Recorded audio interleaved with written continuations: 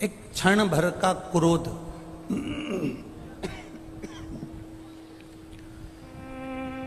एक क्षण भर का क्रोध माता सरस्वती को आया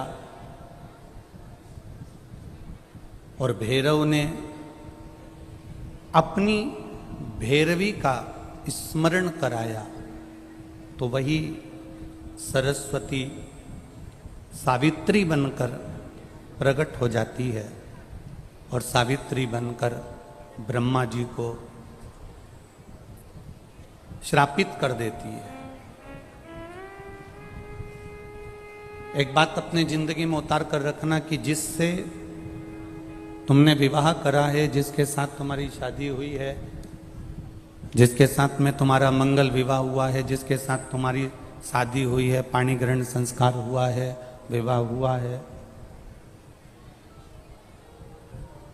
वो प्रयास करती है कि कभी अपशब्द ना बोले।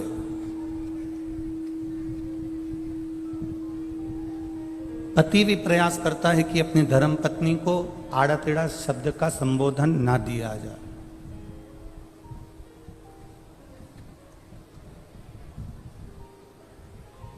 कोई ऐसा शब्द ना बोला जाए जिससे पति की वाणी का बुरा पत्नी को लगे या पत्नी की वाणी का बुरा पति को लगे। ऐसा कोई शब्द, ऐसा कोई संबोधन, ऐसी कोई वाणी पत्नी भी नहीं बोलना चाहती और पति भी नहीं बोलना चाहता। हमने एक बात पहले की कथा में कही है, अगर आपके स्मरण में होगी तो आप लोगों ने अगर सुना होगा, अगर आस्था चैनल पर आप कथा सुनते होगे तो आपके स्मरण में होगी। हमने पहले भी कथा में कहा, ना पति बुरा होता है, ना पत्नी बुरी होती है, ना सास बुरी होती है, ना बहू बुरी होती है, ना भाई बुरा होता है, ना देवरानी बुरी होती है, ना जेठ बुरा होता है, ना जेठानी बुरी होती है, ना हम बुरे होते हैं, ना हमारा रिश्तेदार बुरा होता है। एक समय ऐसा हो जाता है जो हर एक व्यक्ति से बुराई उत्पन्न करा देता है। उस समय को हमें टाल देना।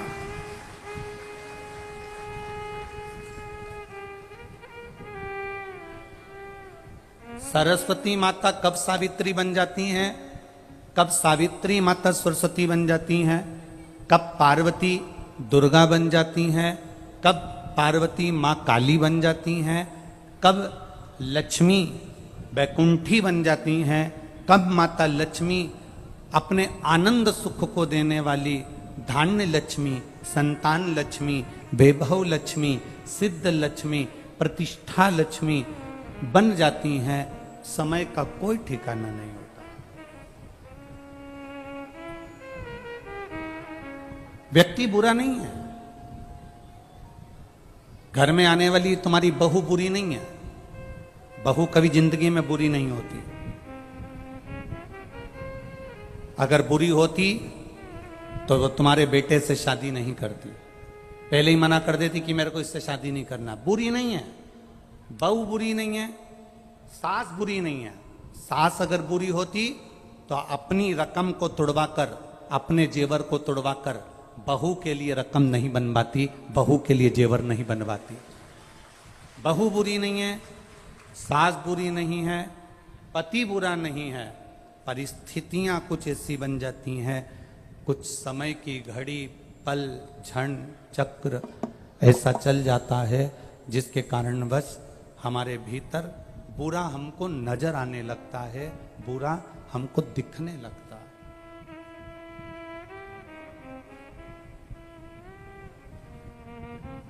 और जब हमको बुरा दिखने लगता है, जब हमको बुरा नजर आने लगता है, जब हमको बुरा सम्मुख में नजर आने लगता है, तो फिर हमारे यहां पर हमें अच्छा उसका बिल्कुल नजर ही नहीं आता। कुछ समय की गणना है।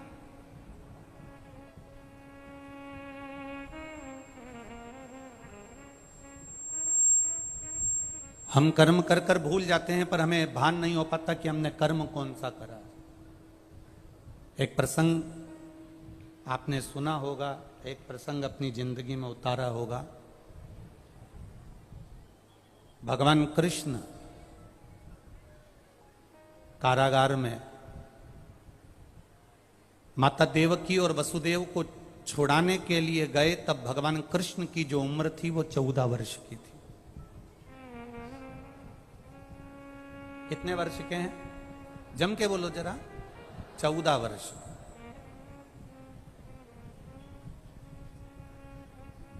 भगवान कृष्ण जब माता देवकी को छुड़ाने के लिए गए, वसुदेव जी को छुड़ाने के लिए गए, उस समय पर भगवान कृष्ण की उम्र 14 वर्ष की है। तो माता देवकी के जब कारागार से भगवान मुक्त कर रहे थे, तो देवकी ने भगवान कृष्ण से पूछ लिया कि तू तो भगवान है,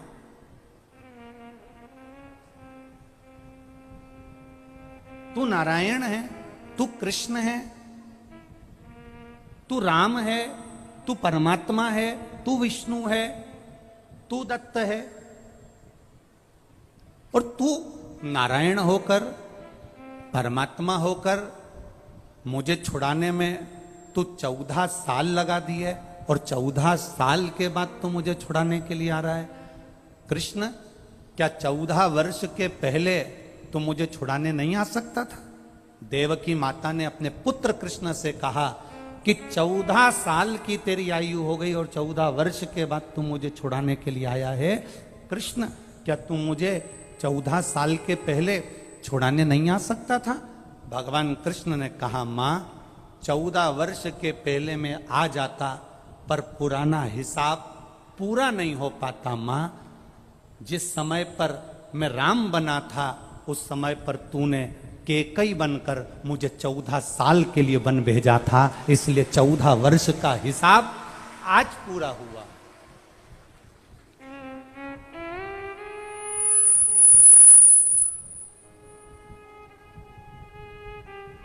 चौदह वर्ष का हिसाब आज पूरा हुआ है।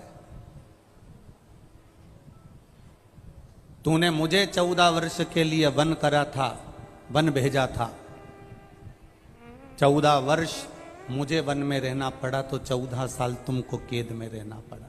ये हिसाब है मनुष्य जीवन का। देवकी ने कहा, अगर मैं केकई थी तो यशोदा कौन है? भगवान कृष्ण कहते हैं वो यशोदा राम अवतार में जो मेरी मां कौशल्या थी, जो 14 साल मेरा इंतजार करी थी, वो यशोदा मेरी मां कौशल्या। तूने मुझे 14 वर्ष के लिए वन भेजा, तो 14 साल तुम्हें कैद में रहना पड़ा। वो 14 साल मेरा इंतजार करती रही, मेरा बेटा आएगा, मेरा पुत्र आएगा। रोती रही, मेरी याद में बिलखती रही, मेरी याद में अपनी आंखों के आंसू बहाती रही। इसलिए यशोदा जी की गोद में मुझे 14 साल रहना पड़ा, क्योंकि वो छोड़ना नहीं चाहती थी। कर्म कैसा है आपका? कर्म की गति कैसी है आपकी? पहले भी आपको कहा, आज फिर कहते हैं, मत बुरे कर्म कर बंदे, वरना पछताएगा। भगवान की आंखों से तू बच नहीं पाएगा, तू बच नहीं पाएगा। अरे ओ अज्ञानी, मत करना दान। अरे ओ अज्ञानी, मत करना दान। तेरे कर्म का फल भी तू ही पाएगा, जैसा किया तूने तेरे आगे आएगा। मत बुरे कर्म कर, मत बुरे कर्म कर, वरना पछताएगा।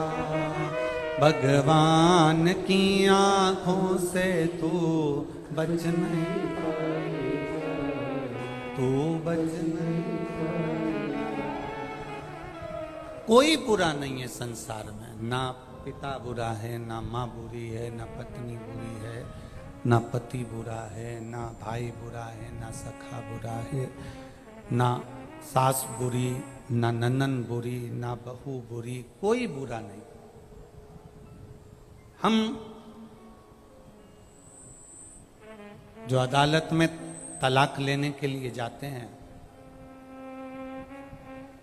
पति पत्नी दोनों अदालत में तलाक लेने के लिए खड़े रहते हैं, हम उनसे हमेशा कहते हैं थोड़ा सा इंतजार करो, इतनी जल्दी निर्णय मत लो कि मुझे तलाक चाहिए, इतनी जल्दी मायके में जाकर मत बैठ जाओ कि मैं इस व्यक्ति के साथ रह नहीं सकती, मुझे ये बिल्कुल नहीं होना, मेरे सामने नहीं होना, मैं इसके साथ एक मिनट नहीं रह सकती।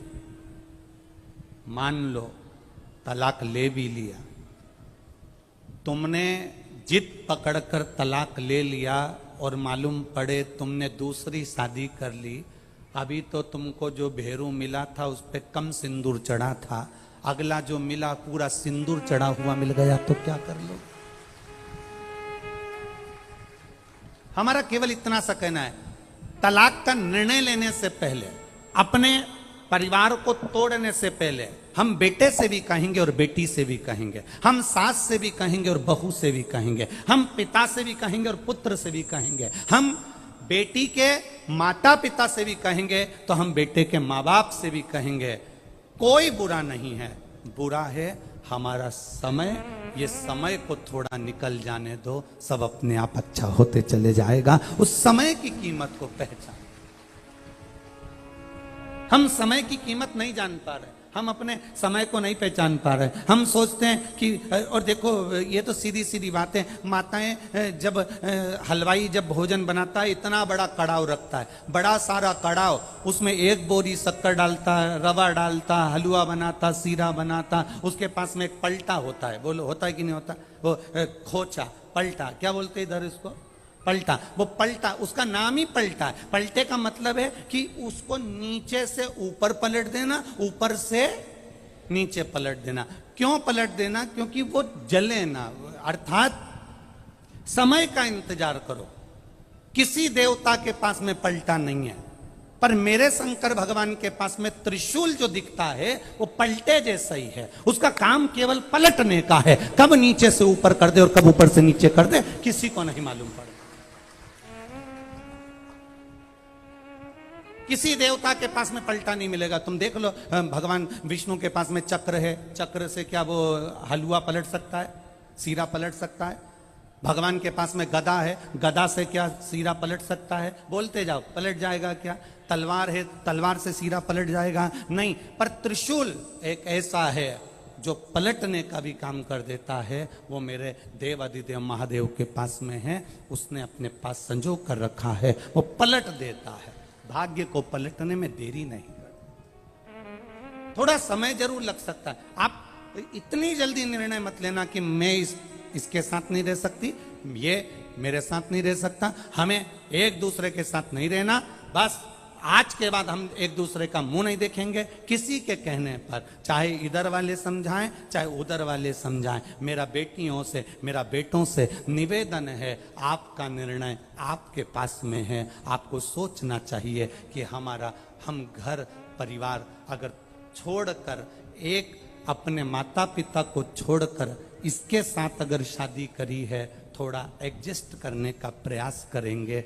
जब नहीं होगा तब सोचा जाएगा। जब भी कोई निर्णय लेने का समय आए तब अपने मन को शांत रखकर, शिव का नाम लेकर, ओघड़दानी को याद कर कर, उसका भजन कर कर तब निर्णय लो कि मैं करूं ना करूं। और एक बात बहुत अच्छे से याद रखना, जब आप कोई निर्णय तक नहीं पहुंच पाओ, आपको भड़काने वाले ज्यादा मिलेंगे। रहने दे, अगर वो ऐसा करता है तो क्यों जा रही है तू उसके पास में, मत जा।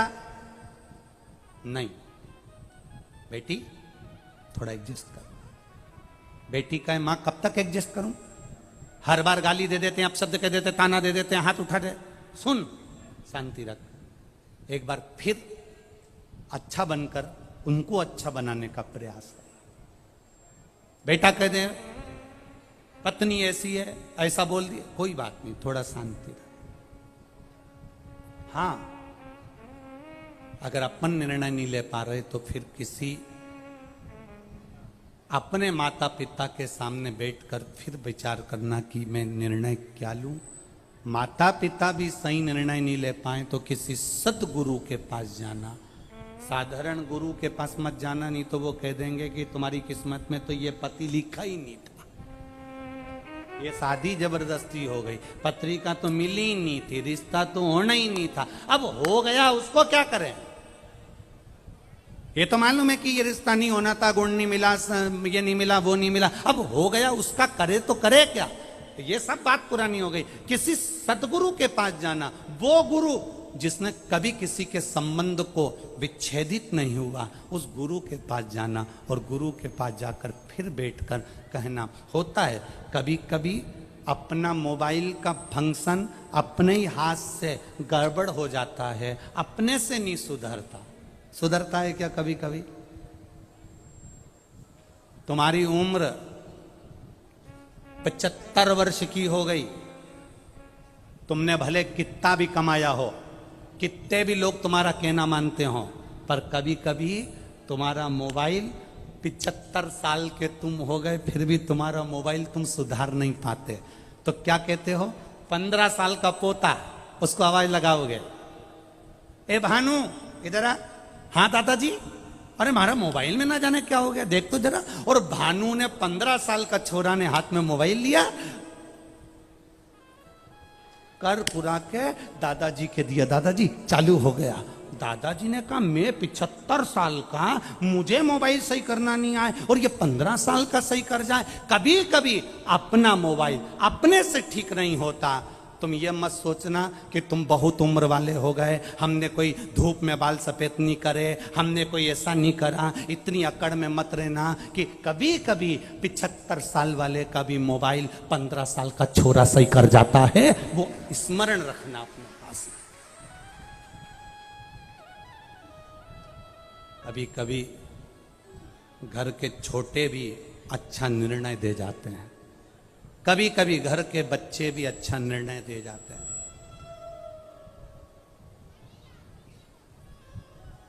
अहंकार में निर्णय नहीं लिए जाते। तुम भले 75 साल के हो गए, तुम भले 80 साल के हो गए, तुम भले 70 साल के हो गए, कभी कभी मोबाइल घर का बच्चा सुधार देता है। और अगर बच्चे से भी नहीं सुधरता, घर के व्यक्ति से नहीं सुधरता, तो फिर मोबाइल को दुकान वाले के पास भेजा जाता है। दुकान वाला कहता है इसको 7 दिन तक यहाँ पड़े रहने दो, मैं कंपनी में भेजूंगा, कंपनी से सुधर के यहाँ आ जाएगा। बोलो सही है कि गलत है? कंपनी में जाएगा, वहां से सुधर कर आ जाएगा। कितना दिन लगेगा? का 7 दिन लगेगा। बस अगर तुम्हारी बुद्धि काम ना करे, तुम्हारा चित्त काम ना करे, सही निर्णय तुम अपने बेटा बेटी के लिए ना दे पाओ, तो फिर 7 दिन के लिए शिव पुराण में जाकर बैठ जाना। कंपनी में अगर जाकर बैठ गए तो मोबाइल ठीक हो सकता है। 7 दिन कंपनी में मोबाइल को ले जाकर पटक दो, ठीक हो सकता है।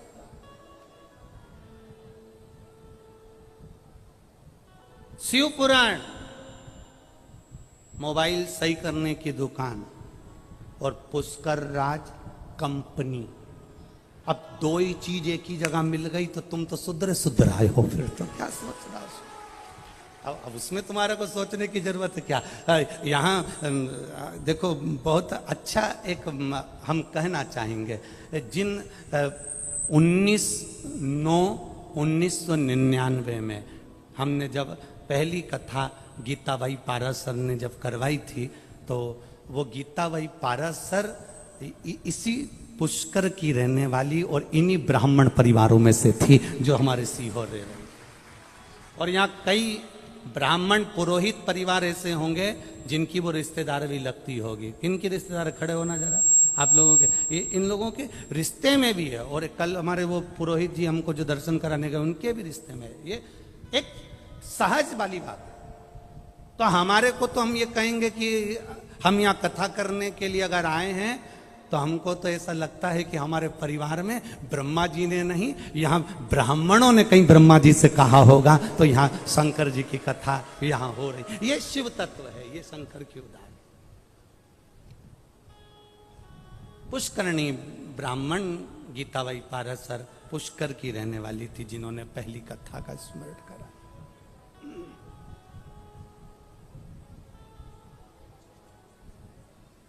अब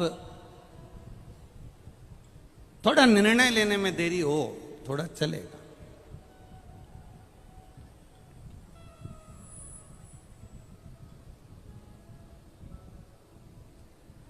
कल एक पत्र आया था, उस पत्र में किसी बहन ने लिखा था कि ब्राह्मण, संत, गुरु, साधु, सन्यासी, इनको तो माया से मतलब नहीं होना चाहिए, पैसे से मतलब नहीं होना चाहिए, फिर ये धन क्यों लेते हैं, पैसा क्यों लेते हैं। अब राजस्थान वाले हैं, जरा प्रश्न थोड़ा भारी करते हैं।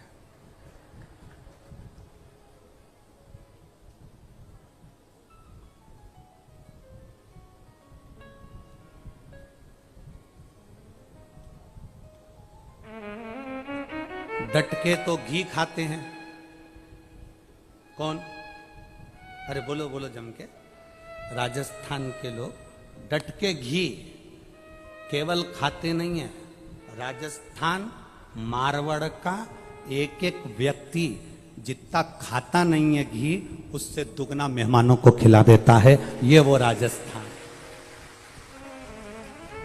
ये कोई साधारण है क्या राजस्थान? अब तो किसी ने पूछा, गुरुजी ब्राह्मण, संत, साधु, गुरु, पंडित, जितने साधु, सन्यासी, तपस्वी, इनको तो माया से मतलब नहीं होना चाहिए, धन से मतलब नहीं होना चाहिए, फिर ये पैसा क्यों लेते हैं, फिर ये धन क्यों लेते हैं, ये माया क्यों लेते हैं? तो मेरा निवेदन केवल इतना है कि संत, साधु, गुरु, सन्यासी, ब्राह्मण, ये सब तुमसे पैसा, माया इसलिए लेते हैं कि माया भी रोती है कि हमारी कब काया सुधरेगी। जब साधु संत के हाथ में आती है, साधु संत उसे भंडारे भोजन में लगा देता है, तो माया की भी काया पलट जाती है। इसलिए संत, ब्राह्मण, साधु, गुरुजन, सन्यासी, तपस्वी, साधक, उपासक, ये धन तुमसे लेकर माया की काया पलटने में लगा देते।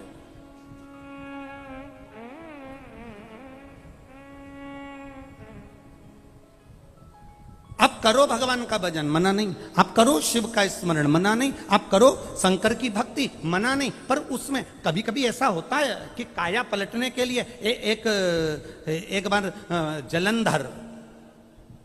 जलंधर एक बार जिनकी पत्नी वृंदा, भगवान नारायण की उपासक, एक बार जलंधर जा रहा था और जलंधर जाते जाते माता पार्वती जी को कैलाश के ऊपर देख लिया जलंधर ने।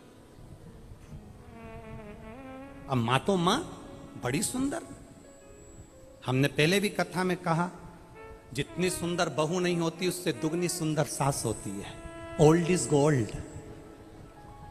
हम पहले भी कथा में कहे हैं, बहू को तैयार होने में 2 घंटे लग जाते हैं, सास को बस तीज का व्रत, सास का भी, बहू का भी, बहू का तीज का व्रत, बहू 2 घंटे में तैयार हो रही, बाल धोएगी, झड़ाएगी, तैयार होगी, चोटी करेगी, खजूर वाली चोटी बांधेगी, चूड़ला, फिर पायल, फिर लहंगा, फिर चोली, फिर चूनर, फिर गजरा गजरा ना जाने ये सब लगाएगी। और सास, बहू कह रही मम्मी तुम कब तैयार होगी? इतने में मम्मी बोल रही बहू तू तैयार हो जा, मैं तो तुरंत हो जा, पूजन का समय मम्मी तुम भी तैयार हो जा। बहू 4 बजे से तैयार होने में पिली, तब जाके 7 बजे भी पूरी तैयार नहीं हो पाई। सास ने कहा हो गई, बस अब भी आई, अब भी तुरंत कमरे में गई, आधा घंटा फिर निकल गया, 7:30 बज गई और सास स्नान करी, अंदर गई, 2 मिनट में चोटी करी, एक साड़ी उसने अपनी पुरानी निकाली और पटला पटली लगा के जो सास पहन के बाहर आई, इतने में तो बहू की जान जल गई। डोकरी के देखे तो सरी कई सुंदर लग रही है, ऐसी सुंदर, गजब। कारण क्या है? क्रीम की चमक 6 महीने रहती है, 4 दिन रहती है, 8 दिन रहती है, 4 साल 5 साल रहती है, पर सास जो भगवान की भक्ति में डूबी रहती है, अच्छे कर्म की चमक जिंदगी भर रहती है। उसको जरूरत नहीं है बहुत साज और श्रृंगार करने की, उसको बिल्कुल जरूरत नहीं है, वो बस अपनी मस्ती में रहती है। गई अंदर, और कभी कभी तो उसको अगर लाली लगाना भी नहीं आती ना, तो उसमें से ऐसे लेके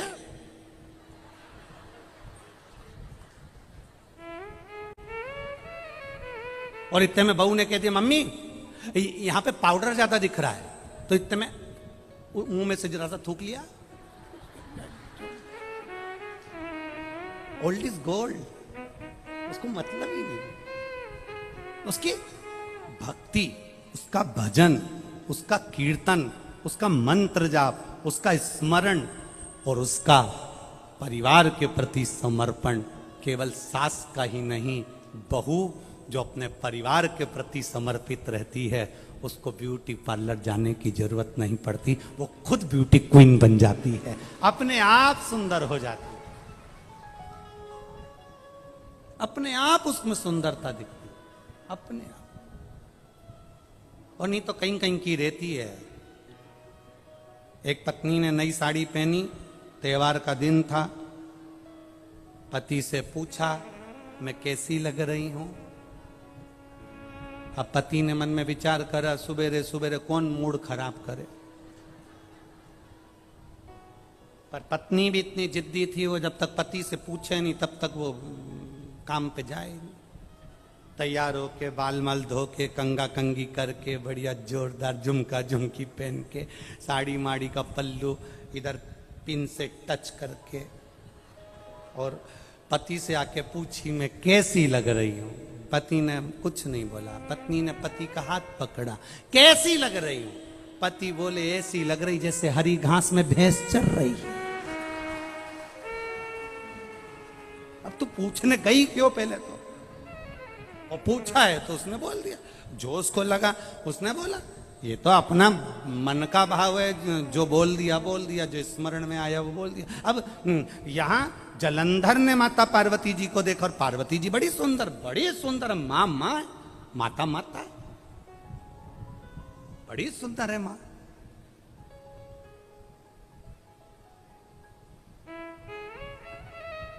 जालंधर ने देखा कि पार्वती जी बड़ी सुंदर हैं। अब जालंधर ने मन में विचार करा कि कुछ भी हो, पार्वती को मैं अपनी पत्नी बनाऊंगा।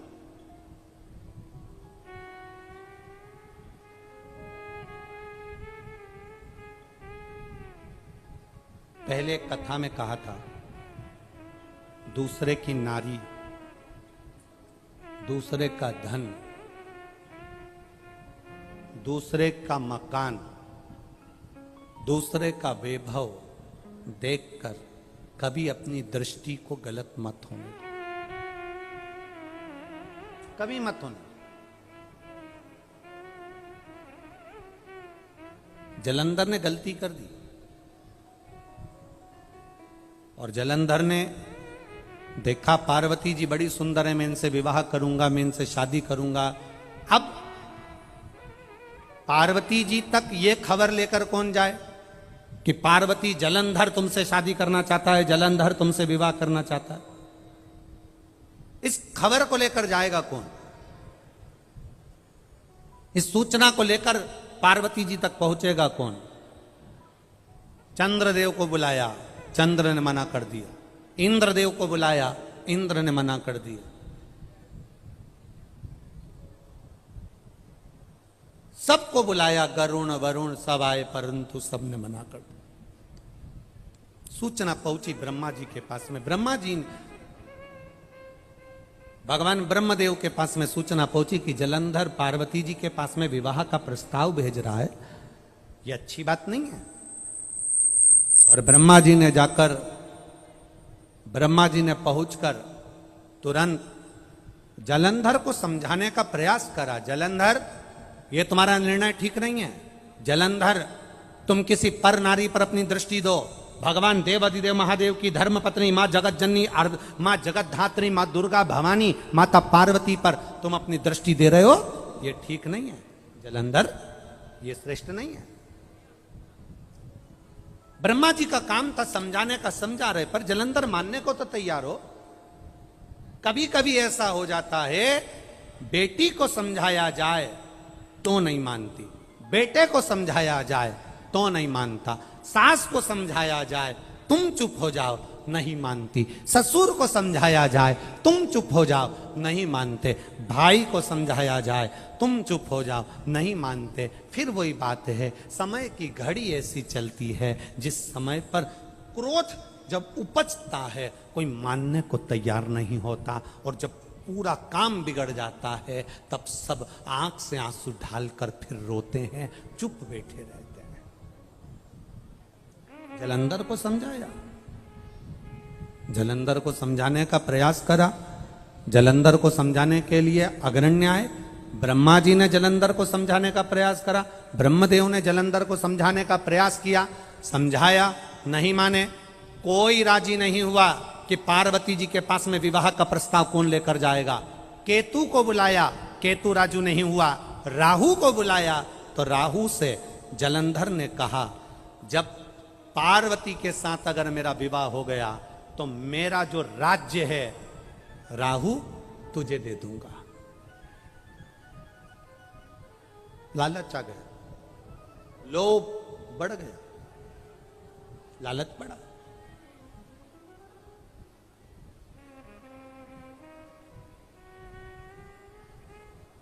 जब लोभ बढ़ता है तब व्यक्ति की जिंदगी को नष्ट कर देता है। बड़ा लोभ व्यक्ति के जीवन को नष्ट करता। लोभ, दुकान पर बैठे हो, सुबह 8 बजे से लेकर सुबह रात्रि को 9 बजे तक तुम्हारी दुकान खुली रहती है। त्योहार आया, तुमने दुकान को और लंबा समय तक खोलना प्रारंभ करा। शरीर में रोग बढ़ता चले गया, शरीर में कष्ट बढ़ता चले गया। बड़ा लोभ बढ़ा, शरीर बेकार, शरीर में कष्ट आया। एक चीज पुष्कर राज की धरा पर हमको सुनने को भी मिली और देखने को भी मिली। इतनी कथा करने के लिए सारे भारत की भूमि पर, देश में, प्रदेश में जहाँ जहाँ लोग बुलाते हैं वहाँ वहाँ जाते हैं। ये कथा होने के बाद में ये 11 तारीख को पूरी हो जाएगी। 12 तारीख को अलवर राजस्थान में 1 बजे से 4 बजे तक वहाँ चालू हो जाएगी।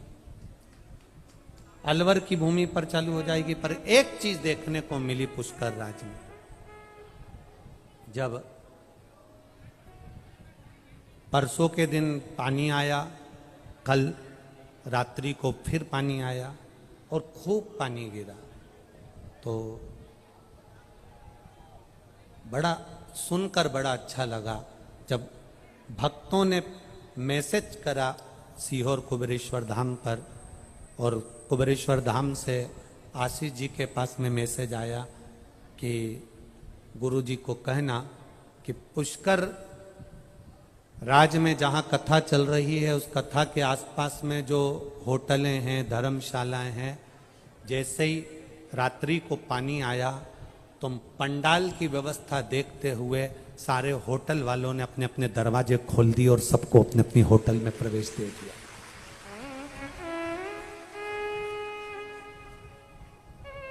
उसमें लिखा, किसी होटल वाले ने शंकर के भक्त से 1 रुपया नहीं लिया और उन्होंने कहा पानी आ रहा है, आप अंदर जाके सो जाओ। एसी के रूम खोल दिए। मैं प्रणाम करता हूं पुष्कर राज के ऐसे भक्तों को, दंडवत प्रणाम करता हूं, आपकी भक्ति को नमन करता हूं। साधुता है। कोई होता है जब इतना पानी गिर रहा है, इतने सारे भगत आ रहे हैं, तो लोग उसका फायदा उठाते हैं, लोग उसका फायदा उठाते हैं। और धन्य है पुष्कर राज की ये पावन धरा, और धन्य है राजस्थान के निवासी, आपको दंडवत प्रणाम है जिन्होंने इतनी सेवा करी। साधु है, आपको साधुवाद। बोल पुष्कर राज भगवान की। साधुता है आपको, बहुत बहुत साधु। होटल, अटारी, महल, संपदा, सत्ता, वैभव सब यहीं छूट जाना है, पर इतने शंकर के भक्तों के लिए आपने जो व्यवस्था करी है, इतने शंकर के भक्तों को जो आप पानी पिला रहे हो, भोजन करा रहे हो, या किसी न किसी रूप में इनकी सेवा कर रहे हो, खाली नहीं जाएगा। तुम्हारी सेवा का फल मेरा महादेव 3 महीने में लौटा कर जाएगा, निश्चित। वो सहज नहीं है महाराज। बोल बम का नारा है, बोल बम का नारा है। सहज नहीं है मेरा महादेव, सरल नहीं है मेरा महादेव, हिसाब पूरा रखता है।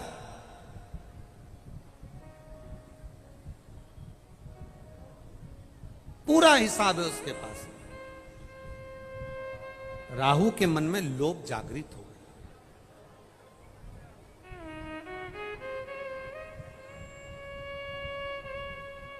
अब बहुत ज्यादा लोभ विनाश का कारण बन जाता है, बहुत ज्यादा लोभ।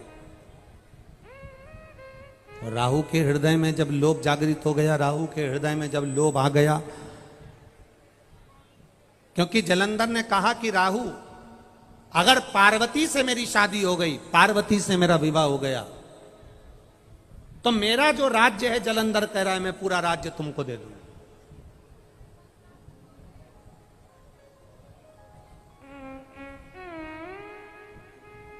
ये पूरा संपूर्ण राज्य मैं आपको दे दूंगा।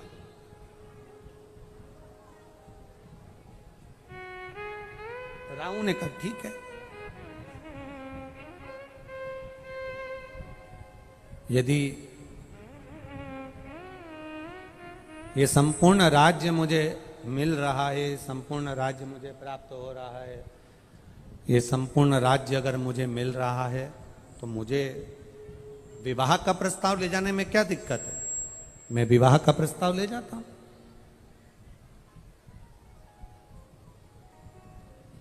और विवाह का प्रस्ताव राहु लेकर चला। देव अधिदेव महादेव समाधि में लीन थे। पार्वती मैया देव अधिदेव महादेव के लिए सुंदर पुष्प के आंकड़े, सुंदर आनंद से आंकड़े के पुष्प की माला पार्वती जी तैयार कर रही थी। और इतने में राहु प्रवेश कर गया। राहु आया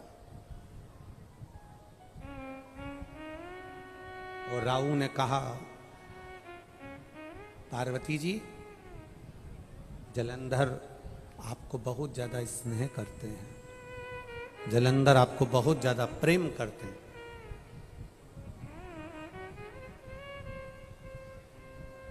वो आपसे विवाह करना चाहते हैं।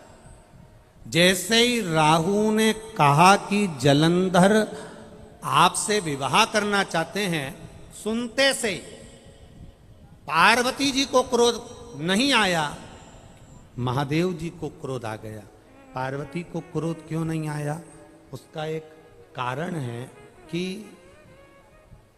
अगर नारी अपने पति के साथ मार्ग से जा रही हो, महाराज, नारी अगर मार्ग से अपने पति के साथ जा रही हो और पत्नी को कोई अपशब्द कहे, तो क्रोध पत्नी में कम आकर पति में क्रोध ज्यादा आना चाहिए कि मेरी अर्धांगिनी मेरे साथ जा रही है और मेरे साथ मेरी अर्धांगिनी, बेस कम कर बाबू, मेरी अर्धांगिनी मेरे साथ में जा रही है। और उसको अपशब्द कहा गया, उसको ताना दिया गया, उसको आड़ा टेढ़ा कहा गया, उसको अपशब्द बोला गया।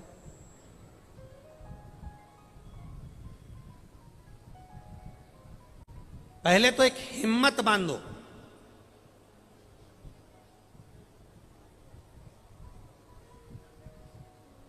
पहले एक हिम्मत बांधी है कि नारी, लोग कहते हैं कि अबला होती है, लोग कहते हैं नारी कमजोर होती है, पर शिव महापुराण ने एक बार भी नहीं कहा कि नारी अबला होती है, कि नारी कमजोर होती है। जब जब देवताओं पर भी आफत आती है तो माता पार्वती चंडी बनकर टूटमान हो जाती है। नारी ना कभी अबला होती है और ना नारी कभी कमजोर होती है।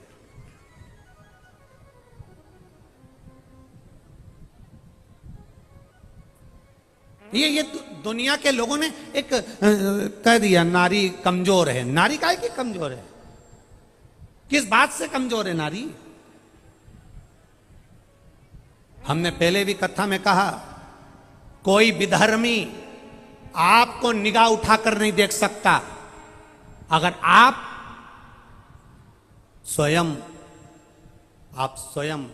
अगर पद्मावती और झांसी की रानी हो तो दुनिया में किसी की सामर्थ्यता नहीं, कोई आपको निगाह उठाकर देख ले। आप में वो बल होना चाहिए, आप में वो सामर्थ्यता होना चाहिए। कैसे? कोई देख ले भला, कोई किसी पर कोई कमेंट्स कर दे भला, कोई किसी को अपशब्द बोल दे भला? नहीं। पार्वती मैया को क्रोध नहीं आया, पर देव अधिदेव महादेव को क्रोध आ गया। पार्वती जी ने केवल राहु को घूर कर देखा, एक तकतकी लगाकर राहु को पार्वती जी ने घूर कर देखा। उतनी देर में तो पार्वती जी के देखते से ही राहु की आंख में से आंसू टपकना प्रारंभ हो गए। जरा विचार करना, अगर कोई कुछ कह दे तुमसे और स्त्री मात्र अगर घूर के देख ले तो अच्छे अच्छे के पसीने छूट जाते हैं। वो नारी हुआ करती है, वो नारी हुआ करती है।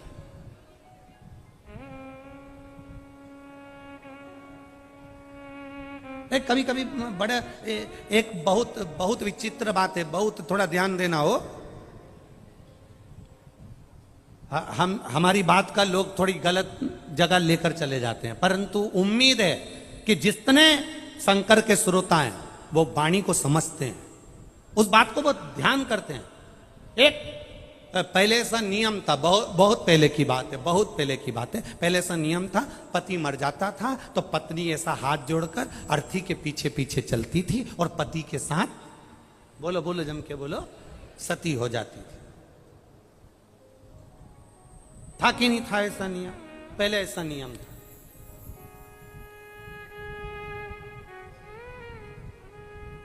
अब एक पति ने अपनी पत्नी से कहा कि पत्नी स्त्री नारी कमजोर होती है। तो नारी ने अपने पति से कहा, नारी बराबर दुनिया में कोई बलवान नहीं हो सकता। जब एक नारी अपने बच्चे को जन्म देती है तब उसका दूसरा जन्म होता है, वो मौत के मुंह से भी वापस लौट कर आती है अपनी औलाद को जिलाने के लिए, अपनी औलाद को जीवित रखने के लिए मौत के घाट से वापस लौट कर आती है। जितना बल नारी में होता है उतना बल पुरुष में नहीं। इतने में पति ने कहा, पत्नी में इतना बल नहीं जितना पुरुष में होता है। पत्नी ने कहा, ठीक है।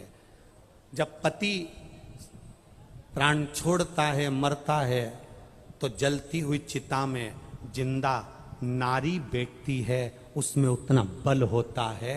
अब एक बार कोई पति को, अभी तक नारी सती होती थी, किसी को सता होता हुआ बता दो।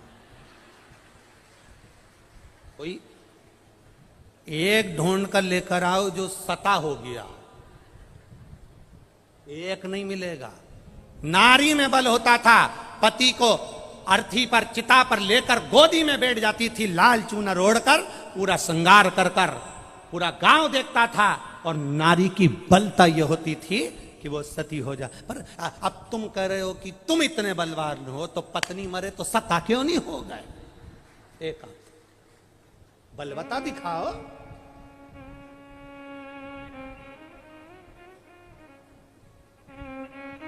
स्त्री कमजोर नहीं है, नारी कमजोर नहीं है। आज की बेटियों को देखकर, आज की नवयुवक पीढ़ी को देखकर, आज की बेटियों को देखकर तो हृदय से कहूंगा, मेरी बेटियां अब कमजोर नहीं हैं। अब भले कुछ भी हो, बेटियां कदम से कदम मिलकर चलना जानती है। कमजोर नहीं है मेरी बेटियां।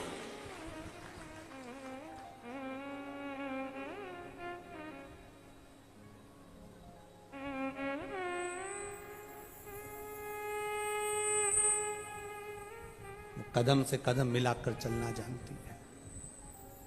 अब पार्वती जी ने केवल राहु को देखा और राहु की आंख में से आंसू बहने लगे। भगवान शंकर को क्रोध आ गया। इतना क्रोध देवाधिदेव महादेव को आया, इतना क्रोध आया, इतना क्रोध आया कि क्रोध के कारण जैसे शंकर भगवान को क्रोध आया था और ब्रह्मा जी के समय पर नख से अपने पैर के अंगूठे के नख को तोड़ा और काल भैरव को प्रकट करा, काल भैरव से कहा कि ब्रह्मा का सिर काट दो, ऐसे ही शिव जी को जलंधर का विवाह प्रस्ताव जो राहु लेकर आया था उसको देखकर क्रोध आ गया। और इतना क्रोध मेरे महादेव को आया कि उनके क्रोध से एक गण प्रकट हो गया।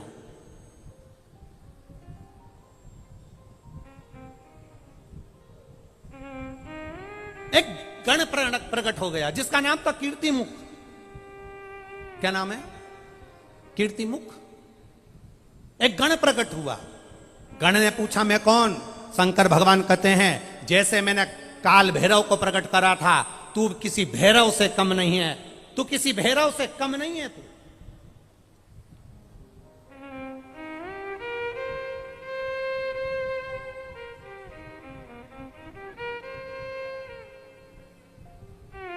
तू किसी भैरव से कम नहीं है।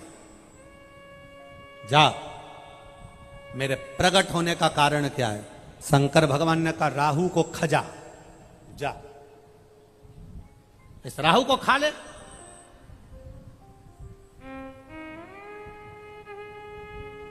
अब राहु तो भागा।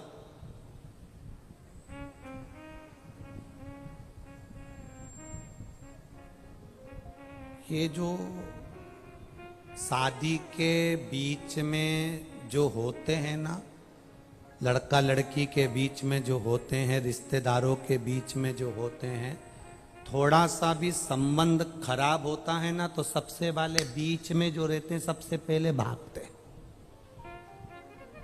जिनने कराई थी शादी, जिनने कराई शादी, कोई के मामा जी ने कराई, कोई के मौसा जी ने कराई, कोई के काका जी ने कराई, कि हमारा परिचित था उसने कराई, और जैसे ही संबंध बिगड़ा, लड़का लड़की के बीच में संबंध बिगड़ा, अदालत में बात पहुंची तो जो बीच वाला है ना सबसे पहले पीछे हट जाता है। वो कभी नहीं कहता कि मैं तुम्हारा साथ दूंगा। अब क्या करें साहब, हमने तो अच्छा ही देखा था, हमने तो बताया था, देख लो, तुमने ही नहीं देखा तो हम क्या करें, हमको क्या मालूम था कि लड़की ऐसी होगी, हमको क्या मालूम था कि लड़का ऐसा होगा। बीच वाला भाग जाता। राहु भागा। जलंधर और पार्वती के विवाह प्रस्ताव को जो लेकर आया था वो राहु भागा। अब पीछे पीछे कीर्तिमुख भागता गया। भागते भागते राहु जलंधर के पास पहुंचा। मेरे प्राण कैसे बचेंगे? जलंधर ने कहा यहां से जा, अगर मुझे देख लिया तो मुझे खा जाएगा, चल यहां से। जलंधर ने भी भगा दिया। भागते भागते सब दूर गया। ब्रह्मा जी के पास में गया, इंद्र के पास गया, नारायण के पास गया, सब दूर जाकर आया, पर उसके प्राण बचाने वाला कोई नहीं था।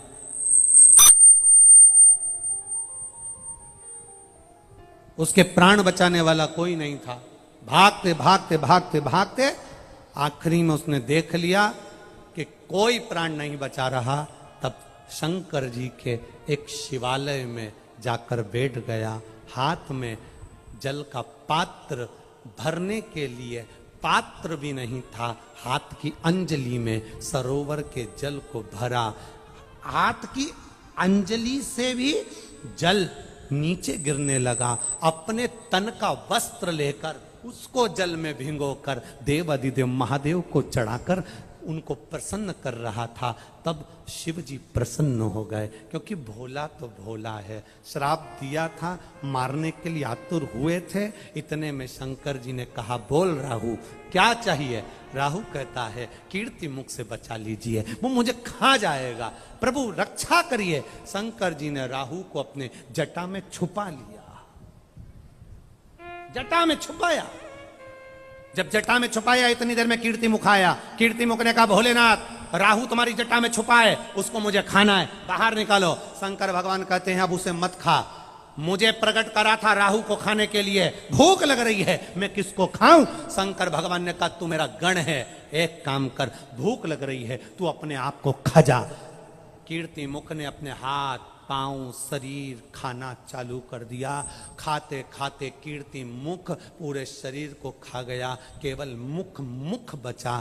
तब शंकर भगवान से कहता है मेरे मुख का क्या करूं? शिव जी कहते हैं चिंता मत कर, तू मेरा गण है, मेरे कहने को तूने माना है, मेरे कहने पर तू अपना पूरा शरीर खा गया। तेरा ये मुख काल भैरव का एक स्वरूप कीर्ति मुख के नाम से रहेगा। पूरे मृत्यु लोक में जितने देवालय, जितने शिवालय, जितने मंदिर रहेंगे, उस मंदिर के गेट पर तेरा मुख लगाया जाएगा। कभी भी आपने एक मुख मंदिर के गेट पर देखा होगा? जीवान बाहर निकली है, भयंकर सा मुख है। किसी किसी मंदिर में तुमने देखा होगा दरवाजे पर बिल्कुल बीच में लगा हुआ वो मुख नजर आता है। वो शंकर भगवान ने जिसको प्रकट करा था वो कीर्ति मुख था। शिव जी ने कहा सुन कीर्ति मुख, तू काल भैरव का स्वरूप रहेगा, तू भैरव का स्वरूप रहेगा।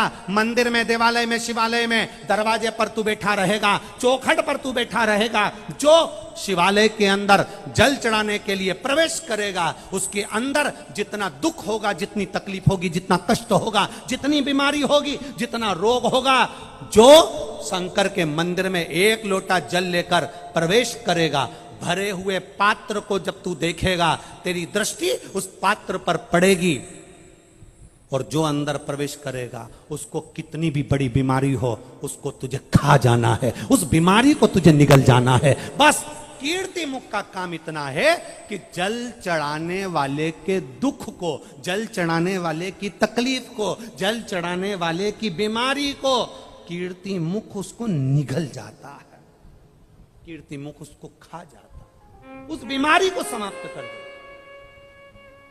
कई लोग कहते गुरुजी ये आप कहते हो शंकर जी के मंदिर जाया करो, एक लोटा जल चढ़ाया करो, एक बेलपत्री का सेवन करा करो, इससे होता क्या है? इससे लोगों की बीमारियां समाप्त हो रही। इतने पत्र आते हैं, इतने लेटर आते हैं, ये जितने पत्र आते हैं हम सब यहीं छोड़ कर जाते हैं। आपके जितने जिसको अगर संशय हो इन पत्रों को पढ़ना, और इनके ऊपर इनका mobile number, address, phone number सब लिखा, इनके घर चले जाओ। जिनको संशय हो वो जरूर जाए इनके घर पर। एक पत्र आया, देखिए।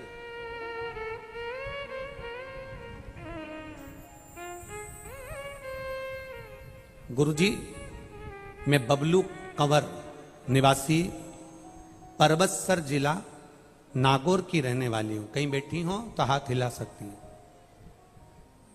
बबलू कंवर निवासी परबतसर जिला नागौर की रहने वाली हूं। कहीं बैठी हो तो अपना हाथ हिला सकती हैं। कहीं पर भी बैठी हो दोनों हाथ हिला सकती हैं अपने।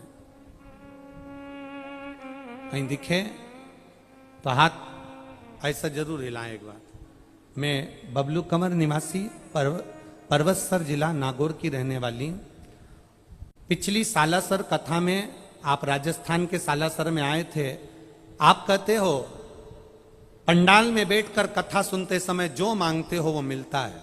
मैं भी अपने नागौर जिले से आई और मैंने सोचा चलो सालासर जी में महाराज कहता है तो अपन मांग कर देखें। पिछली सालासर की कथा में मनोकामना लेकर आई थी और बाबा ने मेरी मनोकामना पूरी करी। मेरे जमाईसा की नौकरी की मनोकामना लेके आई थी गुरुदेव, बाबा ने पूर्ण करी। मेरे जमाईसा 5 मई 2023 को रेलवे में उनकी नौकरी लग गई, इसलिए मैं यहां प्रणाम करने के लिए आई। शिव उदारता क्या है? आप अगर शंकर के मंदिर जा रहे हो, आप शिव महापुराण की कथा में पहुंच रहे हो, हाँ हम ये मानते हैं। कोई कह रहा था गुरुजी ये पुष्कर का मेला लगता है, बहुत लाखों लोग आते हैं, पर इतनी भीड़ आ जाएगी, ये पुष्कर मेले का ग्राउंड छोटा पड़ जाएगा, ये कभी सोचा नहीं था, ऐसा अनुभव नहीं सोचा था। हम कह रहे हैं